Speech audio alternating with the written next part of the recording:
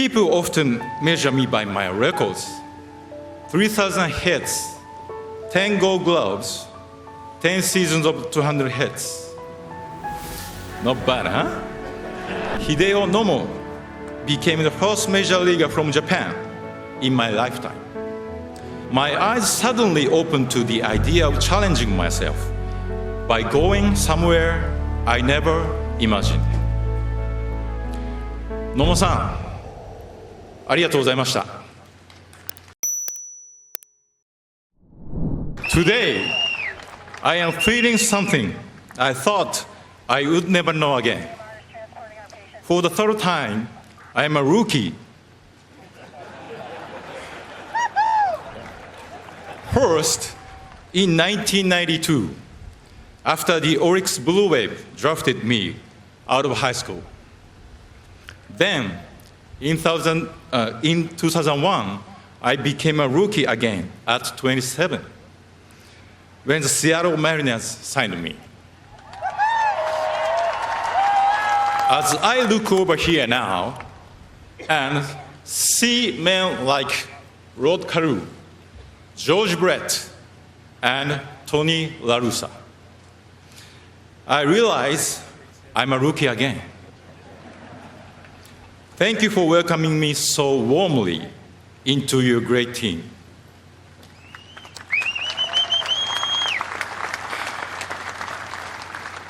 I hope I can uphold the values of the Hall of Fame. But please, I am 51 years old now, so easy on the hazing. I don't need to wear a Hooters uniform again. The first two times, it was easier to manage my emotions because my goal was always clear: to play professionally at the highest level. This time is so different because I could never imagine as a kid in Japan that my play would lead me to a sacred baseball land that I didn't even know was here. People often measure me by my records: 3,000 hits, 10 gold gloves, 10 seasons of 200 hits. Not bad, huh?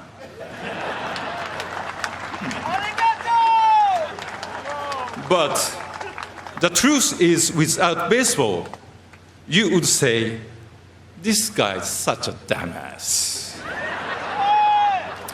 Baseball is so much more than just hitting, throwing, and running. Baseball taught me to make value decisions about what is important. It helped shape my view of life and the world. As a kid, I thought I could play baseball forever. The older I got, I realized the only way to keep playing the game I love until 45 at the highest level was to dedicate myself to it completely. When fans use their precious time to come watch you play, you have a responsibility to perform for them, whether we are winning by 10 or losing by 10. I felt my duty was to motivate it the same from opening day through game 162. I never started packing my equipment or taping boxes until after the season's final out. I felt it was my professional duty to give fans my complete attention each and every game. Fans deserve to be entertained whenever they choose to come. Baseball taught me what it means to be a professional, and I believe that is the main reason I am here today. Not because my skills are better than others. 3,000 hits or 262 hits in one season are achievements recognized by the writers, well, all but one of you.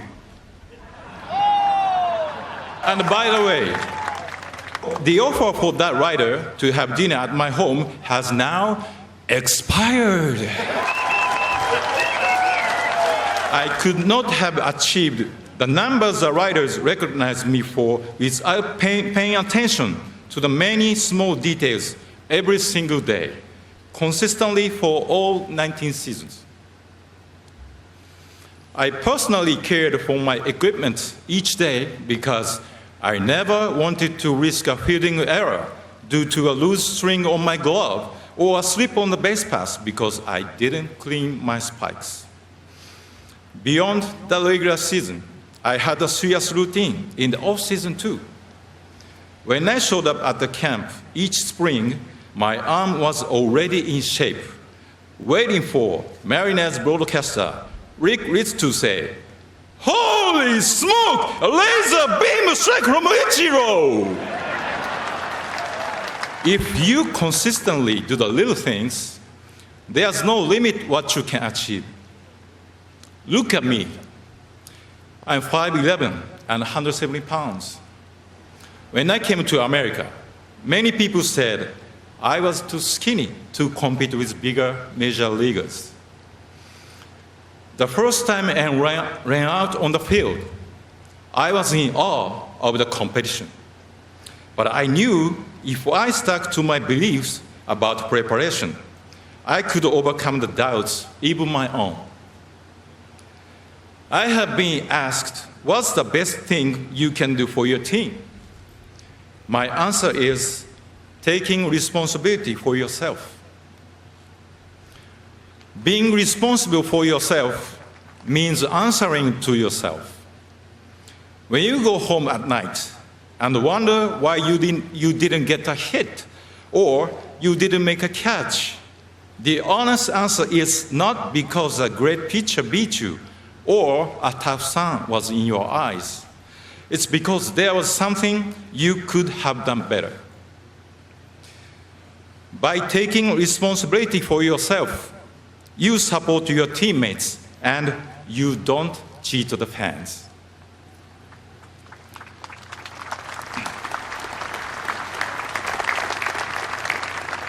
As a kid, my dream was always to be a professional baseball player. I even wrote an essay about it when I was in grade 6.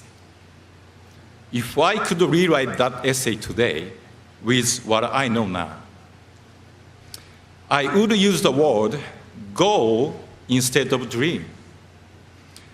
Dreams are not always realistic,